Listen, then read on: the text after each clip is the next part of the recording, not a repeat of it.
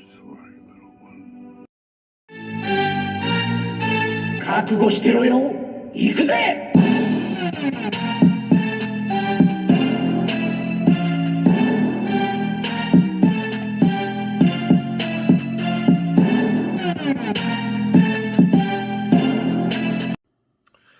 Welcome to Worldbreaker Coo's Reviews. I'm your host, Worldbreaker Coo, and today we are looking at Mythic Legion's Queen Illythia, or just Illythia.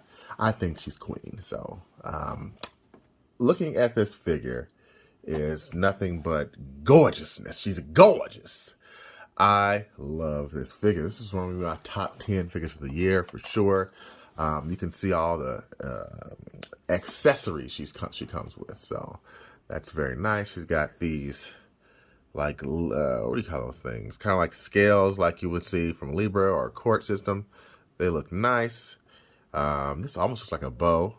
Then she's got some more extra hands in the back. I'll probably take those off. And I like how her hair goes through these little arched hands that you could use for skeletons. And she comes with a multitude of weapons. Look at those two swords there. They look good, and she looks good. I have to say, she just looks phenomenal. Let's see if we can get in a little closer. Okay. First and foremost, her head. It looks great. Great attention to detail in the paint. Her eyes look really good, and she's one of the big bosses. I didn't get any other ones because I really don't care for that faction. I wish I would have got some soldiers, but I waited too long. If they ever put some soldiers back on sale for her army, I'll probably get a couple because I think she will look nice with them. I'm just not a fan of most of the other characters in her army. And I do wish we had an extra head. I'm sure one day they'll come out with an extra version of her that's scaled down without the extra head stuff, because I think she'll look gorgeous with just her hair. And I want to see a scaled down version of this because it looks really good. Then we've got her little goblin vampire belt there and some soft goods. And yes, there is bendy wire in this little cloth here. And that bendy wire looks good. The cloth looks really good. There's bendy wire in there as well. So if you wanted to have some shots where she's blowing in the wind, I guess you can do that. So you can have some, like, you can have some of her stuff going up, kind of like that, or up like that. It bends. Ooh, look at those thighs, man. It's hot mama right there. And then you got the nice little gauntlets or shin guards there. I like that paint. Let me bring this in so you can see a little better.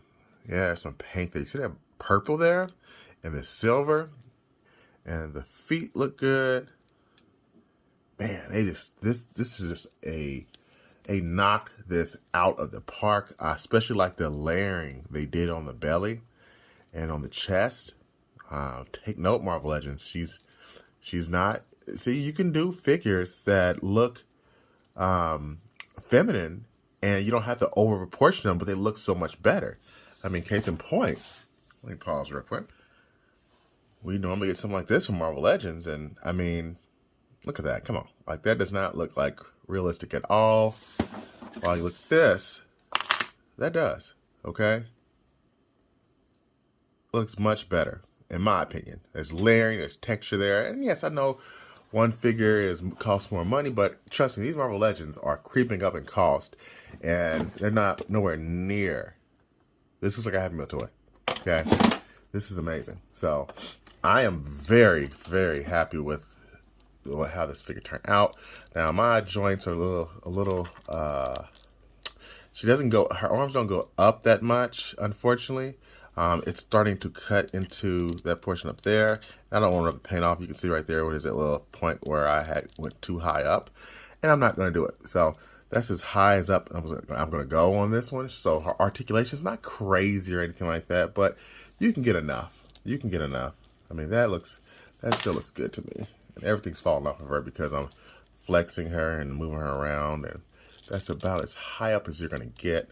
So again, it's not crazy articulation, but she's not someone who's going to be doing a whole bunch of ninja jumps and flips. Although it would be nice if she did, you know. Maybe they do a movie or something like that and show how of a great fighter she is. I mean, she's a vampire queen. She is. So you expect her to have some maximum damage. But yeah, that's pretty much it. Let me see if there's any accessories I missed.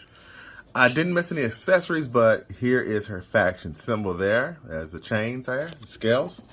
And then we also have this. It says code calculating the nature, or in nature. Illythia is the graceful, lethal personification of eternal famine, which curses her vampiric children. I'm not going to go much more with this because this is quite a bit of reading, but that's pretty awesome. That is awesome. So if I had to rate Illythia, and I know she would lose some points for articulation because it's not that great, but being what she is and what she comes with, I'm going to give her the rare score for me of a 9.9. The only thing that hurts her at all is the articulation is not as great as you might think it would be. And, you know, it is what it is. I expected that when I saw this. This does not look like somebody who's going to be doing some yoga. Okay? So, yeah, perfect. Almost perfect 10 for me. One of my favorite figures of the year. Maybe my favorite so far. So, thanks for watching. Until next time, peace and chicken grease.